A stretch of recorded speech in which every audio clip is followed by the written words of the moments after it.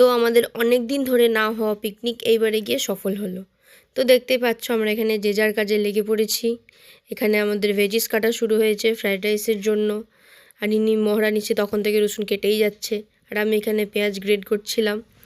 তো ব্যাস আমাদের এরমভাবেই চলছিল। আর এখানে ফ্রাইড রাইসের ভাতটা করছিল। তো শেষে রান্না বসলো আমাদের অনেক ফাজলামির পর। হ্যাপি আর দেবু একসাথে করছে রান্না। তো আমাদের আর কি কাজ, আমি তো খুব সুন্দর রান্না পারি। তো আমরা এখানে গানের তালে নাচ করছিলাম।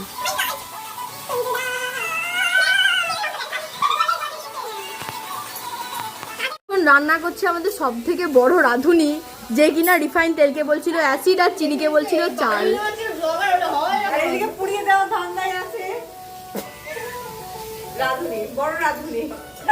সেই সামনে দেবু বসে আছে, দেবুর গায়ে যদি একটু ছিটে গেল ব্যাস।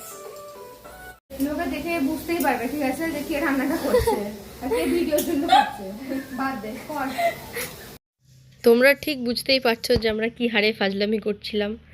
আর তারপরে শেষে মাংসটা নিয়ে দেবপ্রিয়া বসলো।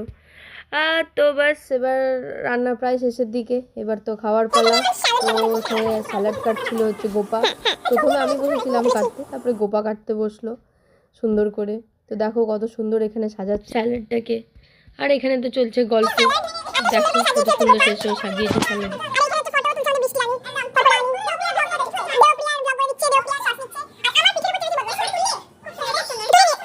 তো শেষে স্যালাডের পর্ব মিটিয়ে এবার আমরা খেতে বসলাম। তো এটা আমাদের এখন লাঞ্চ টাইম। তো চলো এখন আমরা এখানে সুন্দর করে খেয়ে নিই। রান্না বান্নাটা ওরা তিনজন মিলেই করেছে, খুব সুন্দর করেছে, খেতে খুব সুন্দর হয়েছিল। তারপরে আমরা লাঞ্চ সেরে কি করব দিয়ে আমরা সবাই মিলে লুডো নিয়ে বসেছিলাম। তো আমরা সবাই এখানে লুডো খেলছি। তো চলো এইবার আমার বাড়ি যাওয়ার পালা। বাই বাই, পাঠিয়ে দিও ভিডিওটা। ঠিক আছে ঠিক আছে ঠিক আছে। তোমরা যদি শর্টসটা ভালো লাগে তাহলে লাইক করো, শেয়ার করো, কমেন্ট করো আর আমার চ্যানেলটা সাবস্ক্রাইব করো।